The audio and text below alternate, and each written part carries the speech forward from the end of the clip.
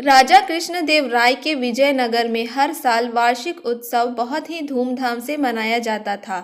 इस दौरान आसपास के राज्यों के राजा भी महाराज के लिए बेशकीमती उपहार लेकर सम्मिलित होते थे। हर बार की तरह ही इस बार भी महाराज को वार्षिक उत्सव के दौरान ढेर सारे उपहार मिले थे। समस्त उपहारों में महाराज को रत्न जड़ित बेशकीमती रंग बिरंगे 4 फूलदान बेहद पसंद आए थे। महाराज ने उन फूलदानों को अपने विशेष कक्ष में रखवाया और उनकी रखवाली व देखरेख के लिए एक पुराने व जिम्मेदार सेवक रमैया को भी रख लिया। सेवक की जिम्मेदारी थी कि वो इन फूलदानों की साफ सफाई व रख रखाव करे। रमैया भी बहुत ही ध्यान व प्यार से उन फूलदानों की रखवाली करता था। लेकिन एक दिन रमैया जब उन फूलदानों की सफाई कर रहा था तो अचानक उसके हाथ से एक फूलदान छूटकर जमीन पर गिर गया और वो चकनाचूर हो गया। महाराज को जैसे ही इस बारे में पता चला तो वह गुस्से से आग बबूला हो गए और उन्होंने रमैया को फांसी की सजा का आदेश सुना डाला। महाराज का आदेश सुनते ही तेनालीराम ने महाराज को समझाना चाहा कि एक फूलदान के टूट जाने से सेवक को मृत्यु दंड कैसे दे सकते हैं।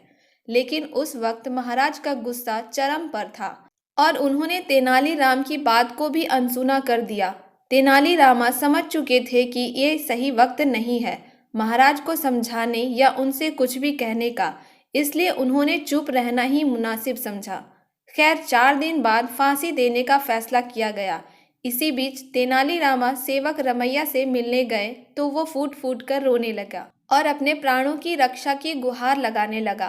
तेनाली ने सेवक से कहा कि अब मैं जो कहूँ तुम उसे ध्यान से सुनो और फांसी से पहले तुम ठीक वैसे ही करना। तेनाली ने सेवक के कान में धीरे से कुछ कहा। उसके बाद रमैया थोड़ा शांत हुआ। अब फांसी का दिन भी आ गया था और रमैया के चेहरे पर शांति थी। महाराज की उपस्थिति में फांसी देने से पहले रमैया से उसकी अंतिम इच्छा पूछी गई। तब रमैया बोला, मैं एक बार बाकी बचे हुए 3 फूलदानों को देखना चाहता हूँ। यही मेरी अंतिम इच्छा है। रमैया की अंतिम इच्छा सुनकर सभी बड़े हैरान हुए, लेकिन उसकी आखिरी इच्छा थी तो महाराज ने उन 3 फूलदानों को लाने का आदेश दिया।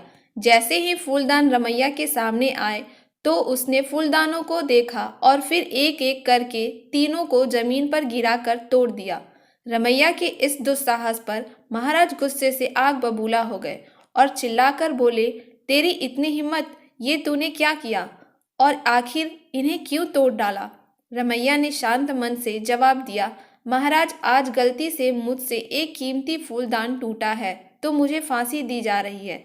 ऐसे ही अगर भविष्य में किसी और से गलती से ये 3 फूलदान टूट गए तो उनको भी मेरी तरह जान से हाथ धोना पड़ेगा।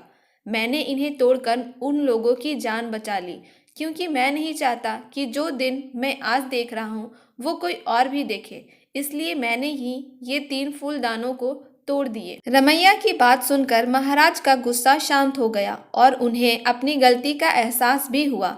महाराज ने रमैया को छोड़ दिया और फिर उन्होंने रमैया से पूछा कि तुमने ये सब किसके कहने पर किया था। रमैया ने सब कुछ बता दिया कि तेनालीराम के कहने पर ही उसने ऐसा किया। महाराज ने तेनालीराम को अपने पास बुलाकर कहा, शुक्रिया, आज तुमने एक निर्दोष की जान बचा ली और हमें भी यह समझा दिया कि किसी भी निर्जीव वस्तु की कीमत किसी व्यक्ति की जान से बढ़कर नहीं हो सकती। मुझे एहसास हो गया है कि गुस्से में लिए गए फैसले हमेशा गलत होते हैं। इससे यही सीख मिलती है कि क्रोध या आवेश में आकर जल्दबाजी में कोई भी फैसला नहीं लेना चाहिए। ऐसे फैसले अक्सर गलत साबित होते हैं जिन पर आगे चलकर हमें पछतावा ही होता है। साथ ही किसी भी वस्तु का मोल किसी इंसान की जिंदगी से ज्यादा नहीं होता है, भले ही वो वस्तु कितनी ही कीमती क्यों ना हो। अगर आपको ये वीडियो पसंद आया तो लाइक और सब्सक्राइब जरूर करें।